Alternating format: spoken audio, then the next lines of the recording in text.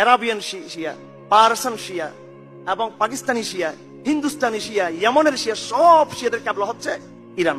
সবাই খামেনিকে কি মানে? ইমাম মানে। আফসোসের বিষয়, কিন্তু মোল্লা ওমরের নাম আসলে তখন মুসলমানরা সুন্নিরা বলে বেশিরভাগ, এবং আমাদের ইসলামপন্থীরা বলে ওই নামটা হচ্ছে জঙ্গিবাদী নাম, নাউজুবিল্লাহ মিন যালিক। তারপরে মোল্লা হাইবাতুল্লাহ নাম থেকে জানিও না আমরা এই নামটা। এবং এমন একটা অডিয়েন্সে, রাষ্ট্রের এমন অবস্থার মধ্যে তুমি আবার এই নাম নিচ্ছ আমার, আমি শ্রদ্ধার সাথে মোল্লা হাইবাতুল্লাহর নামটা উচ্চারণ করতেছি। আমি এই নাম আমি উচ্চারণ না করলে আমি মুনাফিক হয়ে যাব। এই নাম উচ্চারণ না করলে আমি এলম থেকে বিচ্যুত হব।